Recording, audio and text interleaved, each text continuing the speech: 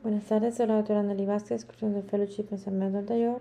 Voy a continuar con lo que es la clase de topografía y tomografía corneal, es su segunda parte, ya que voy a seguir hablando sobre ya lo que son los patrones de estos exámenes, ¿verdad? Y cómo interpretarlos. Bueno, en cuanto a los parámetros corneales, tenemos lo que es la cara anterior de la córnea, muestra lo que es el QS, y de igual manera es la especificación de calidad, ¿verdad? Indica la calidad de la captura tomográfica, que debe ser blanca en OK también. Si no lo es, pues hay información que falta, extrapolada, y se debe repetir la captura. El Q-valve pues representa lo que es la esfericidad de la superficie anterior de la córnea. Debe ajustarse a lo que es la zona de 6 milímetros. Si es más 0.4 menos 0.8, el Q más pues significa que es una córnea blata, curva periférica. Si es una Q0, pues es esférica o curvatura igual. Y si es una Q menos, ¿verdad? Pues prolata, que es curva en el centro. El RH es el radio horizontal de curvatura corneal anterior en lo que es la zona central de los SIM keratometría, ¿verdad? El azul es el astigmatismo con la regla y el rojo el astigmatismo contra la regla. El RB es el radio vertical de curvatura corneal anterior en la zona central de los SIM case. El rojo pues es el astigmatismo con la regla y el azul el astigmatismo contra la regla igualmente. El RM pues es el promedio aritmético del radio de curvatura corneal anterior central de los SIM case. El K1 pues es la keratometría simulada, el SIM K1, ¿verdad? En la zona plana anterior, medida en un anillo de 15 grados. El K2 es la keratometría simulada de K2 en la zona curva anterior, medida en un anillo de 15 grados de igual manera. El KM es el promedio aritmético de las keratometrías simuladas o SIM case centrales de la superficie anterior en dispositivos basados en plácido. El KM normal pues debe ser menor de 47.2 dioptrías. Es importante en cálculos keratométricos, ¿verdad? Para cirugía refractiva, por ejemplo, el sistema de PS3 y estudios de simetría interocular según la literatura. Donde dice ASTIC, pues es la magnitud de astigmatismo corneal anterior basada en las keratometrías simuladas.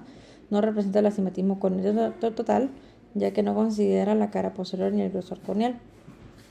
Usa el índice keratométrico, que es pues 1.3375 en lugar del índice corneal, que es 1.376.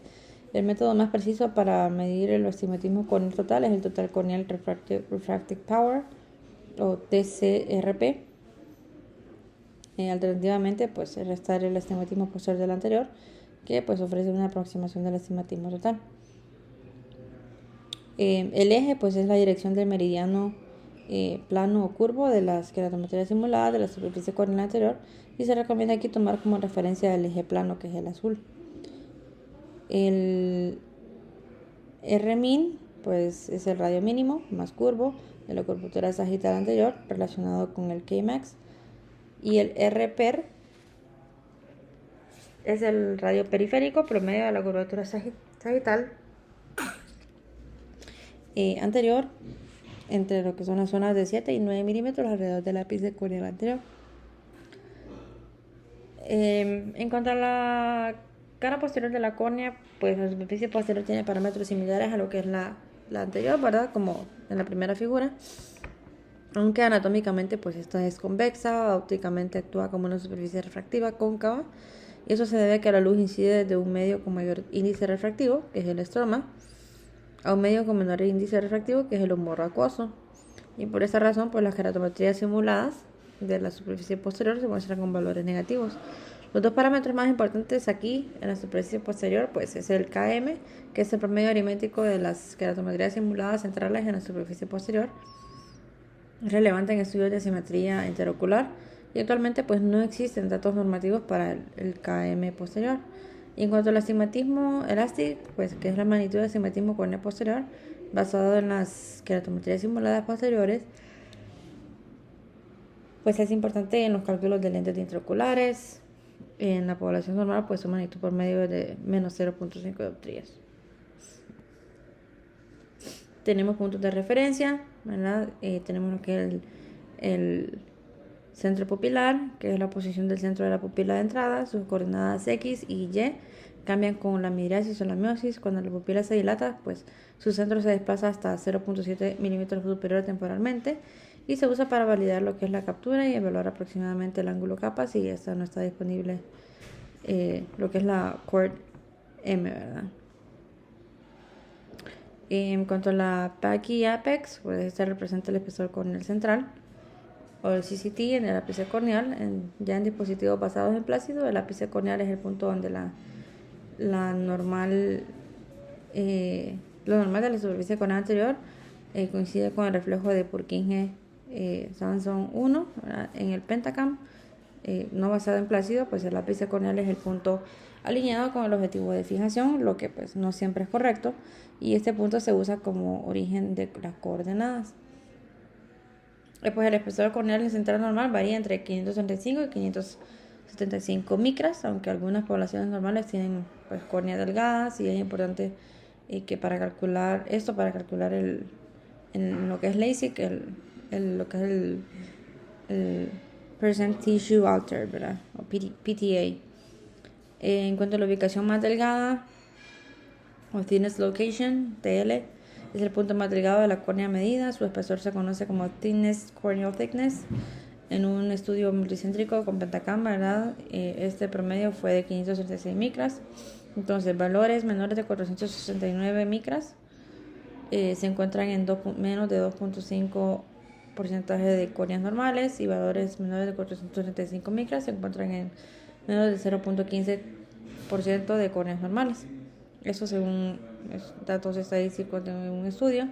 En la población normal, pues la coordenada X promedio es 0.44 milímetros temporalmente. La coordenada Y promedio es de 0.29 milímetros inferiormente respecto a lo que es el ápice corneal. Un desplazamiento Y mayor a 1 milímetro inferiormente ocurre en menos de 0.5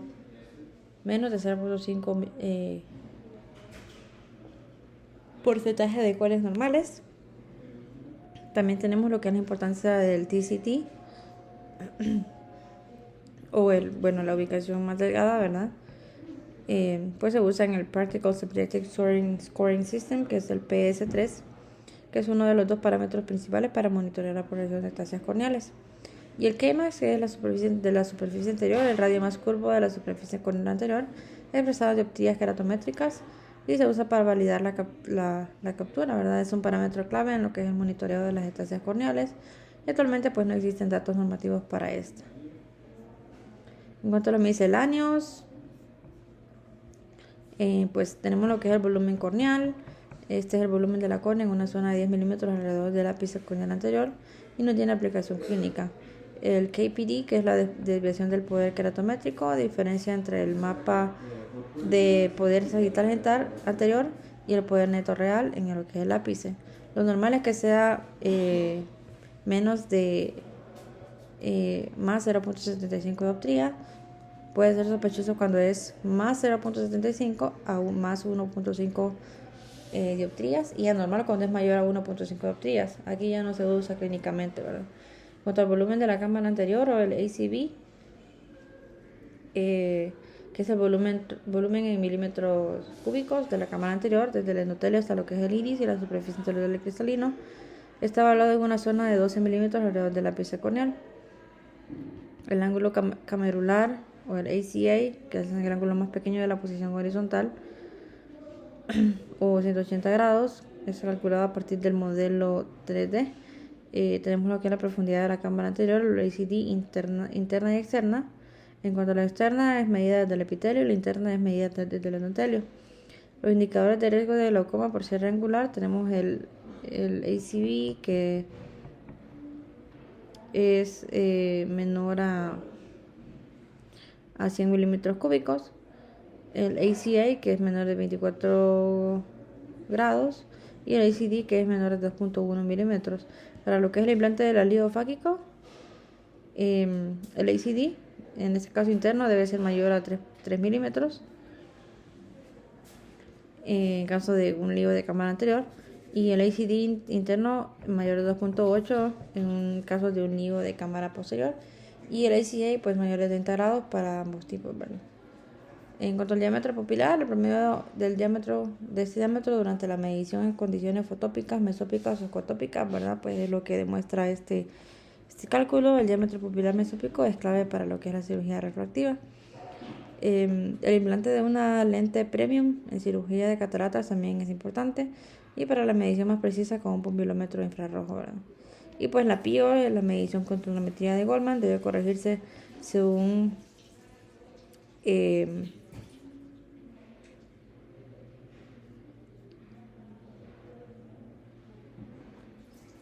CCT o el espesor corneal central, usando lo que es la tabla de corrección seleccionada. Existen múltiples tablas, ¿verdad?, para lo que es esta corrección configurable.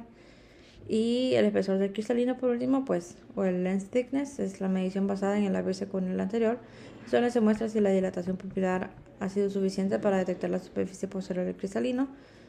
Y el espesor de la lente, pues, es importante en lo que son las fórmulas modernas de la lente. Entonces tenemos los mapas de poder corneal. Entonces existen varios mapas que miden el poder corneal y que difieren entre sí al considerar o no pues 4 factores. Estos 4 factores pues es el efecto refractivo, que es la aberración esférica, el poder no es el mismo en toda la superficie y es mayor en la periferia. También la cara anterior y posterior, en las que son diferentes radios de curvatura. De posterior a anterior, 82.2%, de anterior a posterior 1.21, según Goldstrand. También el índice refractivo, ¿verdad?, que pues es 1.376, ¿verdad?, más no el 1.3375, para no confundirnos, y la ubicación de planos principales, el cual nos ayuda por medio de la paquimetría. Entonces tenemos aquí primero lo que es el mapa de curvatura sagital. Este mapa mide el poder de la superficie corneal anterior utilizando el principio sagital. El índice de reflexión queratométrico, ¿verdad?, que es 1.3375, y este mapa pues no considera ninguno de los 4 factores mencionados anteriormente en la diapositiva anterior, ¿verdad?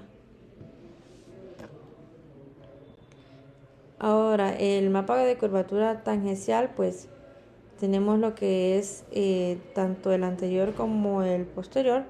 El anterior, pues el mapa es similar al mapa sagital, pero usa el principio tangencial en lugar del sagital para calcular el radio de curvatura. Es más detallado que el mapa sagital y menos afectado por desalineaciones.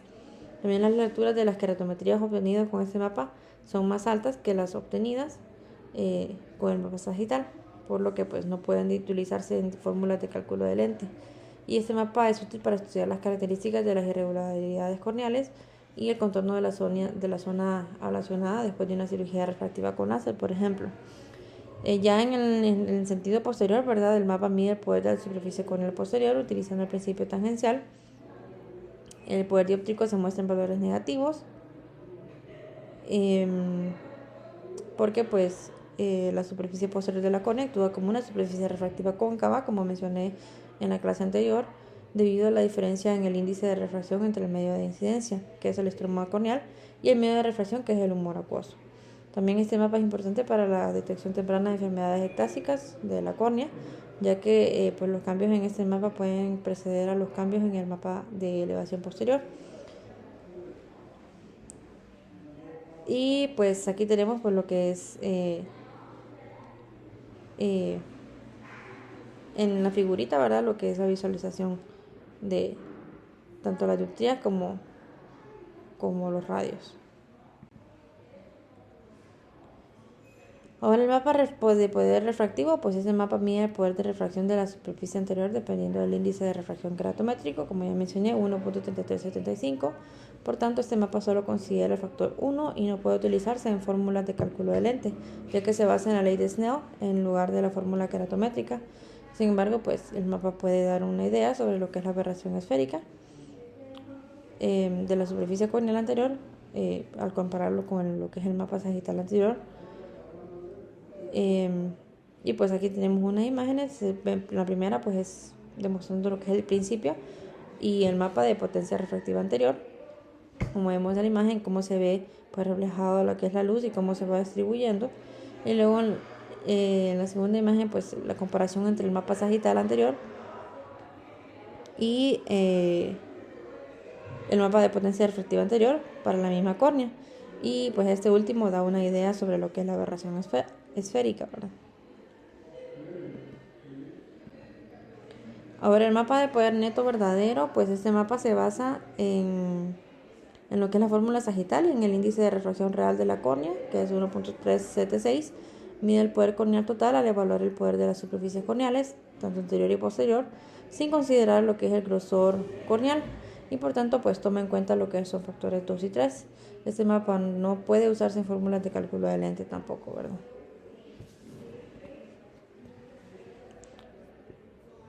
Bueno, aquí el mapa de poder del equivalente de lectura keratométrico, ¿verdad? El EKR, pues como mencioné antes, hay una relación entre de Goldstern en la población normal, que es de 82.2%. Entonces los keratómetros están calibrados en función de este valor. Pues desafortunadamente se menciona que esta relación no se aplica a córneas operadas o irregulares. Entonces los keratómetros generan lecturas erróneas en estos casos y lleva a malas interpretaciones o incorrectas, y pues es una causa importante de errores en el cálculo de la lente. La lectura equivalente de keratometría, ¿verdad? O el equivalent K-reading es un método de regresión desarrollado por Jack Holliday para predecir cómo deberían ser las lecturas de las keratometrías si la relación fuera del 82.2%. El mapa de EKR, ¿verdad? Pues se basa en la ley de Snell y el índice de refracción real, y considera también el grosor corneal. Y por eso pues toma en cuenta los 4 factores que ya mencioné anteriormente. El resultado de este pues se usa en la fórmula de Holliday 2 para el cálculo de lente después de procedimientos de cirugía refractiva. Y pues el EKR medio para la zona de 4.5 milímetros pues ha sido validado y ha mostrado un error de predicción medio de menos 0.06, perdón, más o menos 0.56 dioptrías después de LASIK, y de menos 0.04 a más o menos 0.94 dioptrías después de una queratotomía radial. Ahora, en cuanto al mapa de poder refractivo corneal total, este mapa pues se basa en el principio de trazado de rayos para calcular lo que es el poder, y esto depende de los índices de refracción reales del aire, el tejido corneal, el humor acuoso, también la inclinación de la córnea y también el punto exacto de refracción, el cual pues depende de los planos principales corneales y del grosor corneal. Por tanto, pues considera los 4 factores ya mencionados anteriormente también. Este método pues se diferencia del EKR o el anterior del cual hablé, en que mide el poder de la córnea tal como es, en lugar de solo predecirlo. Aquí su precisión se ve afectada por cualquier cambio en la relación de Goldstern, como después de procedimientos queratorefractivos. Y por otro lado, pues este mapa representa la mejor estimación posible del poder corneal en córneas no operadas. Sin embargo, pues sus valores no pueden utilizarse en las fórmulas tradicionales de cálculo de lente, ya que estas se basan en índices de refracción keratométrica, ¿verdad? Que es 1.3375. Y pues dado que representa con mayor precisión el poder de la córnea que está no operada, el astigmatismo corneal medido con este método se correlaciona mejor en variabilidad y precisión con el astigmatismo manifiesto que con el astigmatismo corneal basado en la medición del poder corneal anterior, que es el astigmatismo de keratometría simulada, ¿verdad? Este astigmatismo corneal total pues es fundamental para validar la captura y para la planificación tanto de las lentes tóricas, las incisiones relajantes limbares y pues otras cirugías de corrección del astigmatismo corneal. Bueno, entonces en resumen aquí tenemos lo que son las 4 variables a considerar, ¿verdad? Vemos que el único que cumple con las 4 variables sería pues el último, ¿verdad? El Total Corneal Refractive Power. De los demás, pues por ejemplo el sagital pues no cumple con ninguno. El Refractive Power solo considera lo que es cumple con lo que es el efecto refractivo, y el poder equivalente, ¿verdad? de la atometría, pues todas menos el grosor corneal. Ahora, en cuanto a los patrones de curvatura corneal, ¿verdad? Es importante saberlos reconocer. Nos referimos a los patrones del corbatín. Los patrones en el mapa sagital anterior se clasifican en 4 grupos, ¿verdad? Pues tenemos lo que es el grupo A, los patrones simétricos. Entonces, tenemos en la primera imagen el corbatín horizontal, que indica pues, tenemos primero el corbatín vertical y luego el corbatín horizontal, que indica pues un astigmatismo contra la regla. El corbatín simétrico oblicuo indica un astigmatismo oblicuo, ¿verdad? Y pues el primero pues con la regla. Vemos los sectores que definen la orientación del astigmatismo corneal, ¿verdad? En el grupo A. Vemos a favor de la regla el primero, luego contra la regla en la B y luego el oblicuo, como ya mencioné, ¿verdad? Podemos verlo en redondo, oval o en corbatín o simétrico, ¿verdad? Este grupo pues incluye los patrones redondo, oval y de lazo simétrico o corbatín simétrico. Se encuentran en un 23, 21, 28% de la población normal respectivamente, y a diferencia del patrón de corbatín simétrico, pues los patrones redondo y el oval suelen aparecer en córneas con astigmatismo insignificante en la superficie anterior, es decir, un menor de una dioptría, pero todos representan una superficie anterior regular. Aunque este grupo tiene patrones simétricos, pues no significa que sean siempre normales. El grupo A se considera anormal cuando la Kmax pues es mayor a 47.2 dioptrías en dispositivos basados en plácidos, o Kmax mayor a 48 dioptrías en dispositivos basados de Scheimpflug. El patrón de corbatín simétrico pues puede estar orientado verticalmente, horizontalmente, ¿verdad? Oblicuamente, como ya mencioné, y lo que corresponde al astigmatismo con la regla, contra la regla y el oblicuo respectivamente nuevamente. Importante que lo sepamos esto, y por eso lo repito, para que pues no nos perdamos en esto. Y pues incluso en las imágenes ahí dice, ¿verdad? WTR, ATR y oblicuo.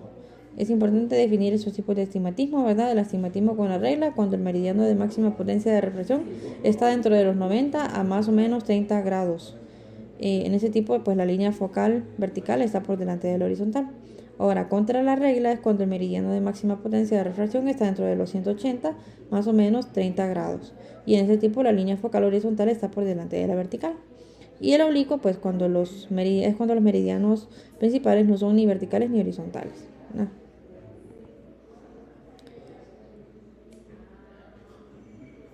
Y bueno, y aquí el grupo B, que son los patrones asimétricos, pues incluye los patrones de corbatín asimétrico con inclinación inferior, el corbatín asimétrico con inclinación superior, como lo vemos en la imagen, ¿verdad? Que es la segunda imagen, y luego el de inclinación inferior, que es la tercera imagen, y la de inclinación superior. Los patrones tanto con inclinación superior y el de inclinación inferior pues se encuentran en el 12 y 20% de la población normal respectivamente. Y pues aunque ese grupo tiene patrones asimétricos, eso no significa que sean anormales. Se considera normal en caso de asimetría inferior superior a normal. Y la asimetría inferior superior se define como la diferencia entre los valores promedio inferiores y superiores a una distancia de 1.5 milímetros del ápice corneal, y de 90 grados de separación. El índice de inclinación inferior pues se muestra en la pantalla, en lo que es la pantalla de topometría, ¿verdad? Como vemos en la flechita roja, que es el IS, y bueno, tanto la superior como la inferior. Y la simetría vertical es anormal cuando este es mayor a 1.4 dioptrías, y cuando, si el inferior es mayor al superior, y cuando es mayor punto de 2.5 dioptrías y el superior es mayor al inferior.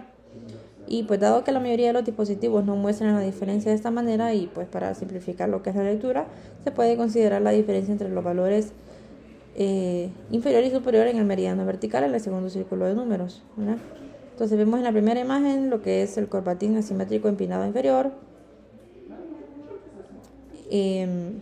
luego el corbatín asimétrico empinado superior, luego el empinado inferior, luego la inclinación superior, luego la estimación aproximada del índice superior inferior, que es el IS, y luego el índice inferior superior en la pantalla de topometría.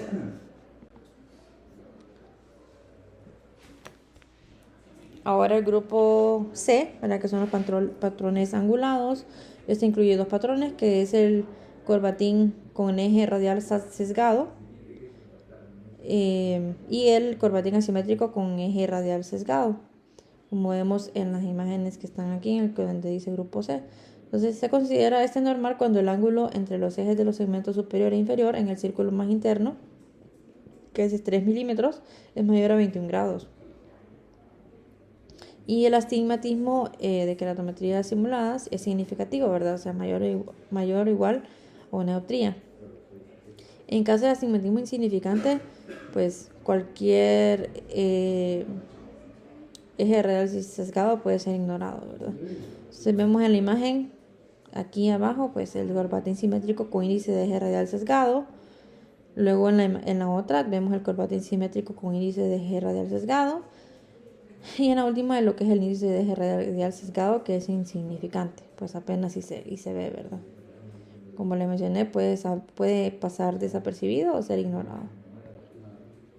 Luego el grupo D, que son las formas especiales, que pues también debemos saberlas y aprenderlas. Incluye los patrones en forma de pinza de cangrejo, como vemos en la primera imagen.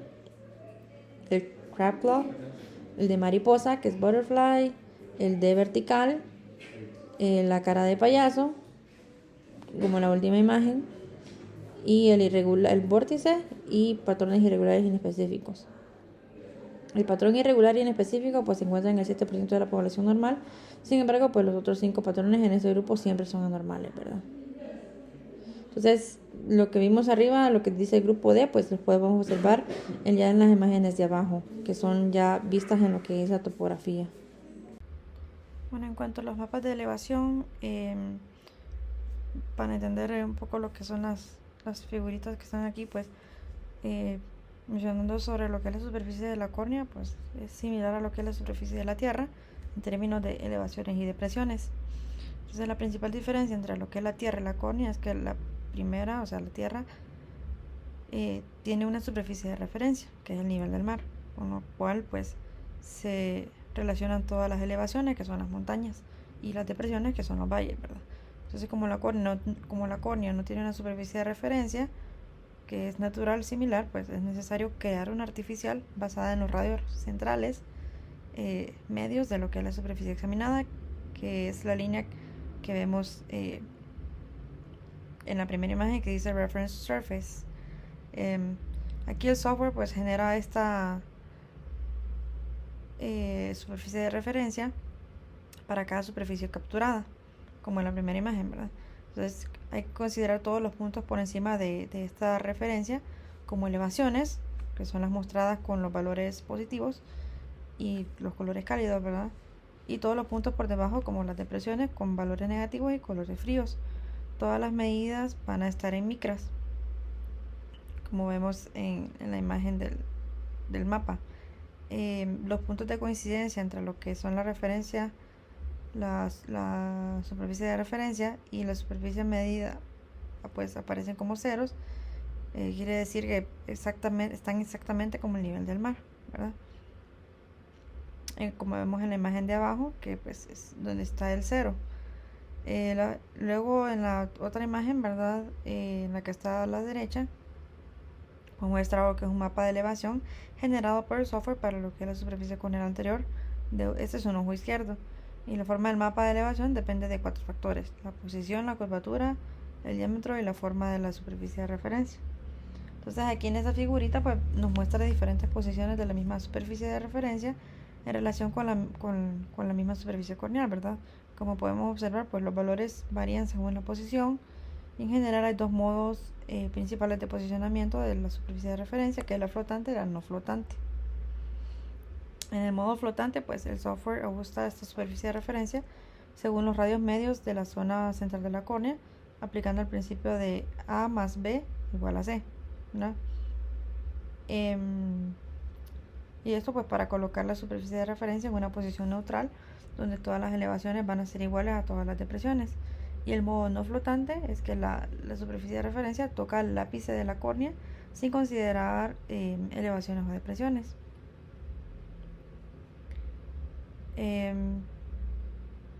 Entonces, como pues eso es a lo que me refiero, lo como dice en la imagen, ¿verdad? El float y no non-float. Entonces muestran el modo flotante, que es la de la izquierda, y el no flotante, ¿verdad? El modo flotante pues puede tocar el ápice, y este modo flotante pues también es el estándar recomendado como con la configuración predeterminada, ¿verdad?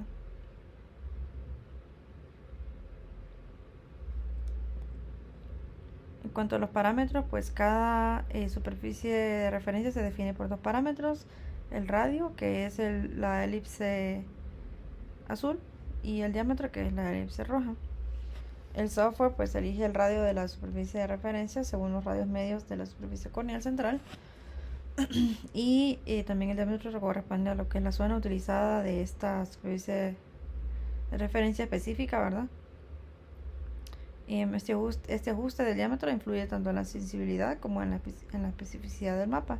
Entonces tenemos el diámetro mayor, que significa que a mayor sensibilidad, menor especificidad, y esto nos puede dar falsos positivos. Y el diámetro menor significa que menor sensibilidad, mayor especificidad, y nos puede ocultar lo que es un queratocono, por ejemplo. Entonces la configuración estándar recomendada es un diámetro de 8 milímetros, como nos demuestra la imagen, la primera, ¿verdad? Entonces primero tenemos lo que es la vista esquemática, que ilustra lo que es el principio del diámetro de la superficie de referencia, como mencioné, 8 milímetros. El otro pues demuestra lo que es 10 milímetros de lo que es la córnea. Y luego abajo pues tenemos dos mapas de elevación que son diferentes para lo que es la misma superficie corneal, y la diferencia pues proviene de los diferentes diámetros, ¿verdad? Que uno es de 8 y el otro es de 10. En cuanto a los tipos de superficie de referencia, existen dos formas estándares, ¿verdad? Tenemos la esfera de mejor ajuste, que es el Best Fit Sphere. Está recomendada por pues, Michael Belling y Renato Ambrosio como estándar para mostrar datos de elevación. Como la córnea es conoidal, ¿verdad? O sea, asférica, tórica y asimétrica, esta esfera de mejor ajuste resalta el astigmatismo corneal y describe los patrones de elevación. Y con base en una BFS o esfera de mejor ajuste de 8 milímetros, pues Belling y Ambrosio y otros autores pues determinaron los valores de corte de elevación en lo que es la zona más delgada. El mapa de elevación posterior con la esfera de mejor ajuste es la mejor opción para clasificar la localización del cono en enfermedades ectásicas corneales. Entonces se define la localización del cono como centrales cuando están dentro de las zonas central de 3 milímetros, paracentral cuando están entre 3 y 5 milímetros, y periférico cuando está fuera de los 5 milímetros. Entonces tenemos también lo que es el elipsoide tórico de mejor ajuste, que es el Best Fit Toric Ellipsoid. Esta es recomendada por Jack Holliday, y esta superficie de referencia pues se ajusta mejor a lo que es una córnea estigmática normal, permitiendo detectar irregularidades residuales y aberraciones de alto orden. Aquí se considera anormal si algún valor dentro de la zona central de 5 milímetros es mayor a 12 micras en lo que es la elevación anterior y mayor a 15 micras en la elevación posterior. Entonces aquí tenemos una imagen de lo que es las dos formas estándares de la superficie de la referencia. Vemos la esfera y luego la otra, lo que es la elipsoide, ¿verdad? Tórica. Luego vemos en la otra imagen lo que es una evaluación de los mapas de elevación con la superficie de referencia de esfera de mejor ajuste. Entonces en la primera son mapas de elevación normales, y en la otra pues vemos lo que es también una evaluación de mapas de elevación, pero son mapas ya anormales, ¿verdad?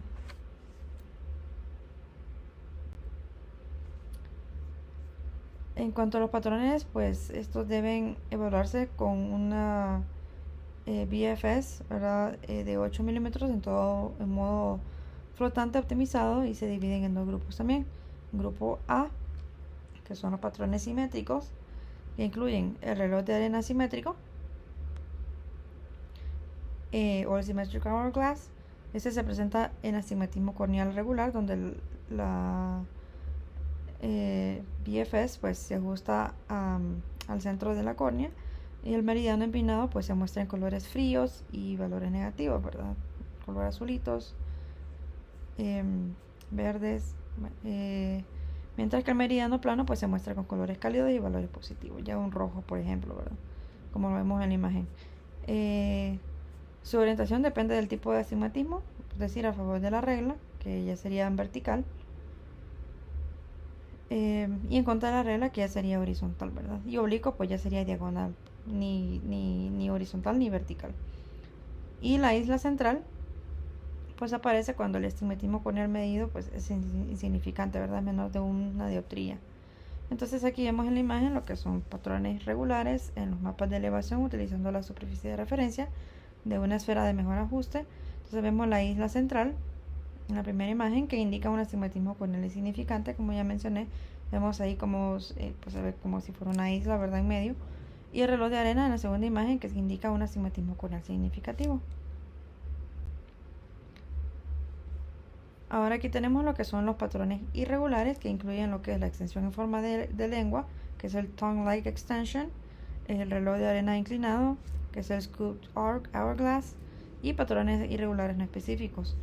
Los primeros dos que mencioné pues pueden aparecer en casos de ángulo capa grande o desalineaciones. También los patrones de elevación pues no indican una normalidad, a menos que los valores correspondan a los puntos de corte normales que ya mencioné anteriormente, ¿verdad? Entonces, en la primera imagen vemos lo que es un astigmatismo en el sentido de la regla, en el mapa de elevación, en la A, y pues en el segundo, que está rojito, pues es un mapa sagital. Luego el de la derecha superior es un astigmatismo en el sentido contrario hacia lo que es la regla, en el mapa de elevación, en la primera, y luego en la B vemos lo que es un mapa sagital. Luego en la tercera imagen vemos lo que es un astigmatismo